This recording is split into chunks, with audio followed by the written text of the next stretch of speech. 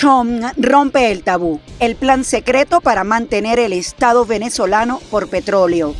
El regreso que hace temblar al poder. María Corina vuelve y el chavismo prepara su captura. Estados Unidos hunde buque iraní en el Océano Índico. El mensaje de guerra total de Washington contra Teherán. Bienvenidos a la emisión estelar de Impacto Venezuela. Soy Yasmín Velasco y este 4 de marzo estas son las noticias más destacadas del día en nuestro noticiero estelar. El respaldo público del presidente estadounidense Donald Trump a la actual estructura de mando en Venezuela y la apuesta por mantener intacto el aparato estatal está siendo leída con una lógica en la que si el gobierno funciona, asegura orden interno y permite acuerdos energéticos, la discusión sobre legitimidad política pierde peso en la ecuación. Es un giro que por ahora insiste en priorizar intereses estratégicos por encima de consideraciones ideológicas. Génesis Pérez nos cuenta más. El mandatario estadounidense Donald Trump defendió la decisión de su administración de mantener intacta la estructura estatal tras la caída de Nicolás Maduro, argumentando que desmantelarla habría provocado caos. Trump fue explícito al colocar el petróleo en el centro de la ecuación. Reveló que Estados Unidos ha extraído 100 millones de barriles de crudo venezolano y que la producción se distribuye entre ellos y el actual gobierno encabezado por Delcy Rodríguez. La prioridad no parece ser la transformación política interna, sino la operatividad energética y la garantía de suministro. En esa lógica, la estabilidad administrativa y la cooperación técnica pesan más que las credenciales democráticas del liderazgo en Caracas. Efectivamente, esta es una crisis que tiene muchas aristas, pero tal vez la más sensible de ellas tiene que ver con la economía y particularmente con el petróleo. Es el propósito que ha manifestado el presidente Trump de comprometer a las empresas petroleras estadounidenses en hacer las inversiones que se requieran. La visita del secretario del Interior estadounidense Doug Burgum a Caracas para reunirse con Rodríguez y establecer una nueva agenda diplomática refuerza esa lectura. No se trata de un contacto menor, implica reconocimiento político de facto y consolidación de una interlocución directa con la cúpula gobernante. En paralelo, el jefe de gobierno de Caracas, Nahum Fernández, ha reiterado que Venezuela mantiene apertura a la cooperación con Estados Unidos, siempre bajo el principio de respeto mutuo. Y precisamente esta agenda, de alguna manera, establece la dinámica de nuestro presidente en Venezuela, porque ahí entonces la agenda comprende los elementos de producción, los elementos petroleros, y es que aquí nosotros lo dijimos. El cuadro que emerge es el de una relación guiada por intereses estratégicos, más que por afinidades ideológicas. Washington parece privilegiar la estabilidad institucional mínima que permita operar la industria petrolera y sostener acuerdos económicos, incluso si eso implica convivir con una estructura de poder que durante años fue objeto de sanciones y cuestionamiento. Génesis Pérez para Impacto Venezuela. Es momento de tomarle el pulso a nuestra comunidad. Vamos a revisar los comentarios que nos dejan sobre la pregunta del día de hoy en la emisión matutina. Se cumplieron 2 meses de la captura y traslado de Nicolás Maduro a territorio estadounidense. Desde entonces, el frente judicial no ha dejado de expandirse y el debate político crece dentro y fuera de Venezuela. Pero ¿crees que Estados Unidos llegará hasta el final contra Maduro y la cúpula chavista? Sí, sería una derrota para Donald Trump si no paga. Claro que sí, porque entonces, ¿de qué servirían los esfuerzos y el dinero que Estados Unidos gastó? Eso ya quedó ahí. Trump consiguió lo que quería, el petróleo. Sí, porque todo el que comete delitos debe ser castigado con todo el peso de la ley. Siguen altas las expectativas por el regreso a Venezuela de la líder política María Corina Machado. Su agenda ya fue revelada: recorrer el país y agrupar las mayorías para unas hipotéticas elecciones presidenciales. Pero otro obstáculo deberá enfrentar Machado, un sector del chavismo que la quiere ver enfrentada ante la justicia. Quique Frías con el reporte. Se desconoce cuándo ocurrirá, pero es seguro el regreso de la líder de la oposición María Corina Machado a Venezuela. Si hace unos días la propia Premio Nobel de la Paz 2025 lo anunciaba, ahora su partido proclama cuál será la agenda para sumar mayoría y plantarle cara al poder. Nos van a ver en todos lados a este equipo y a todas las personas que forman parte, no solo de Vente Venezuela, sino de los aliados que nos están acompañando. Henry Alviares, pieza clave para Vente Venezuela y que estuvo detenido injustamente por más de 10 meses, también proclamó que se dará la lucha para presionar por un cambio político y que no es marketing ni tampoco politiquería. Nosotros decidimos avanzar. Esto es hasta el final. Esto es hasta el final y no es marketing. Es un sentimiento. Y lo vamos a lograr. Optimismo desbordado. Las liberaciones de los presos políticos, producto de correcciones que desde el chavismo tutelado por la Casa Blanca han tenido que hacer, Vente Venezuela se encuentra reagrupado en los estados Lara, Falcón, además de los andinos Táchira y Mérida. Organizarnos para unas megas elecciones donde por supuesto Venezuela será la victoriosa. Pero hay otros obstáculos que María Corina Machado podría enfrentar. Además del suspenso de si el chavismo, con Delcy Rodríguez a la cabeza, la dejará ingresar al país, está la incógnita si será arrestada, algo que desde los sectores más radicales reclaman. Ella puede venir a Venezuela, pero ella se tiene que poner a derecho, porque aquí hay una causa pendiente porque ella pidió y se asoció y financió y ha estado involucrada en la solicitud de agresiones militares contra nuestro país, y esto es un delito. Otros sectores, específicamente del chavismo disidente, no piden que exista un juicio o un arresto, pero directamente la señalan de sabotear la agenda de supervivencia del clan Rodríguez frente a Estados Unidos. Entonces María Corina ahora promete que va a entrar a Venezuela.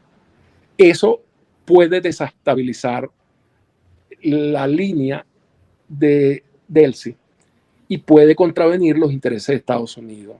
El regreso de María Corina Machado genera optimismo por una parte, temor y suspicacias por otro. Su presencia en Venezuela en plena transición podría significar otro gran pulso entre lo que pide la calle y lo que deciden desde el poder. Reportó para ustedes Quique Frías, Impacto Venezuela. En Argentina, un juez federal citó al gendarme Nahuel Gallo para que declare como testigo en la investigación que la justicia de este país impulsa por presuntos delitos de lesa humanidad cometidos en Venezuela. La decisión se produce en medio de múltiples testimonios de víctimas y expresos que denuncian graves abusos en las cárceles de la nación caribeña. Además, la reciente libertad plena del opositor Juan Pablo Guanipa, quien aseguró que tras recuperar su libertad pudo nombrar un abogado de confianza luego de su detención arbitraria por el régimen chavista. Los detalles los tiene Juliana Palmar. El juez federal de Buenos Aires, Argentina, Sebastián Ramos, resolvió convocar al gendarme Nahuel Gallo, quien estuvo en desaparición forzada por 445 días y detenido por 3 días más para que pueda ser testigo clave en investigaciones de crímenes de lesa humanidad y graves violaciones de derechos humanos que la justicia de ese país lleva en contra del régimen de Nicolás Maduro. Mientras, familiares exigen la pronta liberación del argentino Germán Giuliani, quien tiene 286 días secuestrado en Venezuela. El Rodeo 1 no es un lugar muy bueno, es un lugar de bastante tortura psicológica y no muy grata para contarla en estos momentos, ¿no? Pedirle, solicitarle a los medios internacionales, a la ONG, a todas las organizaciones internacionales que no se olviden del Rodeo 1 y todos los centros penales que hay en Venezuela.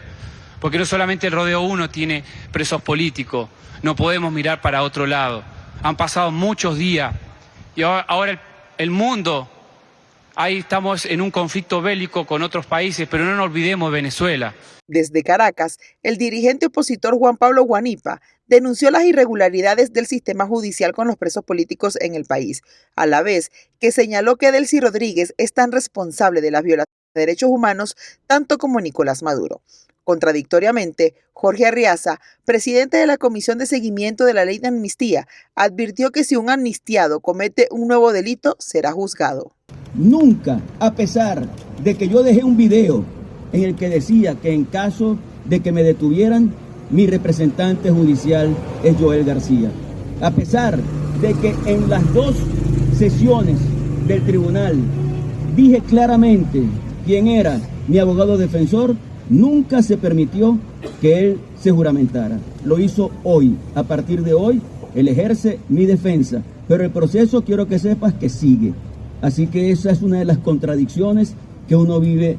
Mientras tanto, más de 600 venezolanos continúan detenidos arbitrariamente, con sus derechos humanos completamente violentados, denuncia el Comité por la Libertad de los Presos Políticos, quienes cumplen 55 días pernoctando en las afueras del Rodeo 1, a pesar de las excarcelaciones de 621 presos políticos, según las cifras de Foro Penal.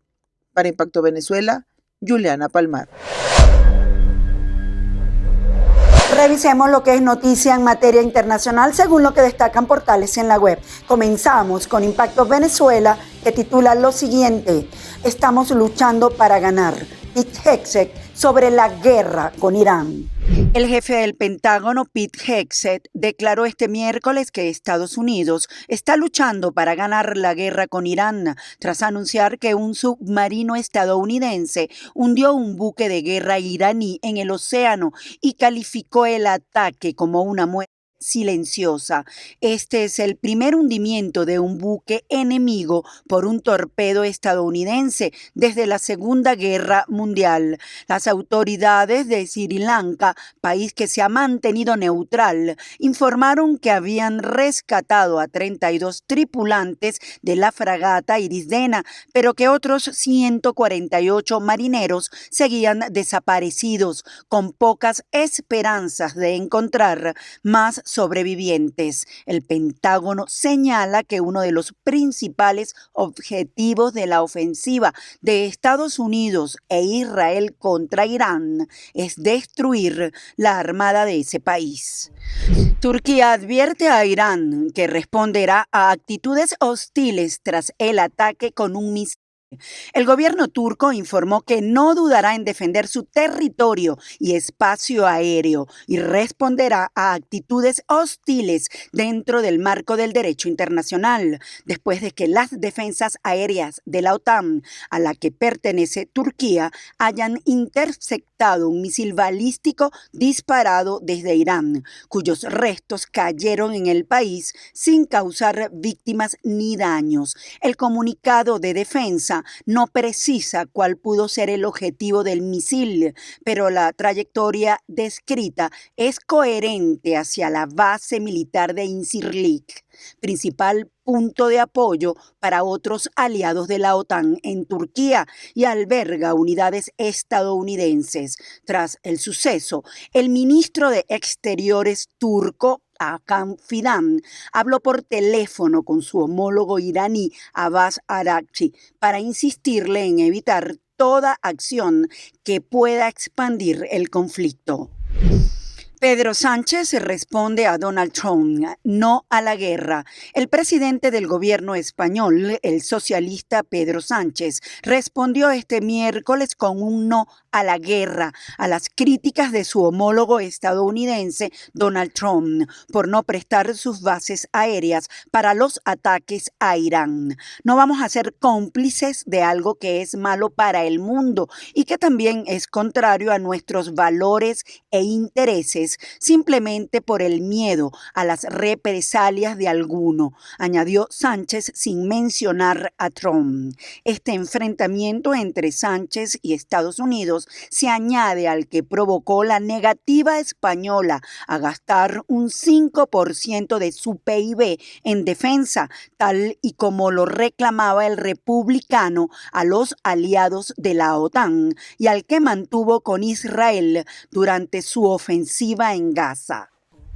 El gobierno de Cuba autorizó el martes por primera vez en casi 60 años la asociación entre empresas públicas y privadas, aunque mantendrá el monopolio estatal en los sectores de la salud, la educación y la defensa.